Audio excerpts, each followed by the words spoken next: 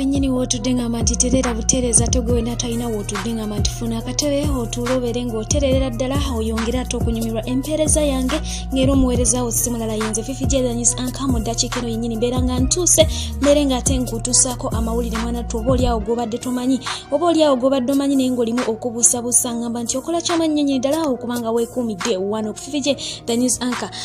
gwe wenna atanaba kubanga ate otwegattako mukwano twegatteeko ng'onyiga akapeesa ka subscribe ate n'akade tobeera nga okeerabira oyongere okubanga mwanattu onyumirwa empeereza yaffe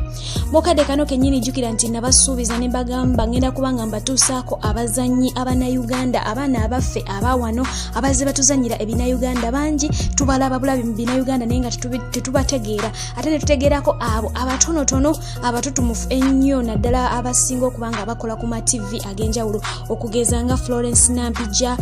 Diana Nabatanzi abo abasinga mu bamanyi olw'ensonga nti bakola ku TV naye ate abaana abamu ne tubeerabira olw'okuba nti bo tebalina TV ze bakolako oba we tubamanyira naye nze ngenda kubanga ate mbakusoosootolera omu ku omu oyongera okunyumirwa firimu zino ng'ate gw'olaba omutegerera ddala olunaku olwaleero nkuleetedde omuto amanyiddwa nga Abby Bulondo era ng'ono omwana abeera mulangira mwennyininyini awedde emirimu abasinga obungi balowooza nti Munyarwanda nedda oyo mwana Muganda era nga Bulondo Abby azaalibwa omwami amanyiddwa nga Bamweya na Christopher weewaawo ngono yafa omwaka guno gwennyini nga gutandika mu January ennaku z'omwezi nga 7 ate ng'azaalibwa omukyala amanyiddwa nga Nambasa Betty era ng'azaalibwa ku kyalo ekimanyiddwa nga Kanoni Gomba ono yazaalibwa ennaku z'omwezi nga 28 omwezi ogw'omusanvu omwaka 1997 era nga wenjogerera omwana oyo aweza emyaka 23 egy'obukulu gyokka. Bulondo Abby bw'atyo yeegatta ku famire eno eya Aromantic Entertainment mu mwaka gwa 2018 era muzze mumulaba mu films ez'enjawulo. Ono yazaalibwa mu famire ey'abantu 9 oba alina baganda be 9 naye nga ye namba 5 mu famire eno. Abby yasomerako mu masomero ag'enjawulo ng'era abaana abalala bonna we bazze basoma era ngo yagendako ku Kanoni Modern Primary School n'agendako ku Greenlight High School n'agendako ku St. Joseph's Namagunga mugimanyi bulungi n'agendako ku Baptist High School Kitebi eyo nayo mugimanyi bulungi ate bw'atyo ne yeeyongerayo ku YMCA esangibwa Wandege weewaawo emisomo tegyagenda bulungi oluvannyuma lw'okubanga muzeeyi yakita mukama bw'atyo yamujuula mu bulamu bw'ensi mwana mulenzi ebyokusoma n'abanga teyabimalaako yakoma bukomi awo mu kkubo n'agezaako ate okubanga atandika obulamu obupya era nga wenkugambye nti ono yeegatta ku Aromantic Entertainment mu mwaka gwa 2018 weewaawo ekyokuzannya yakyagala kuva dda naye nga yatandika okuzannya ng'amaze okubanga yeegatta ku bano era nga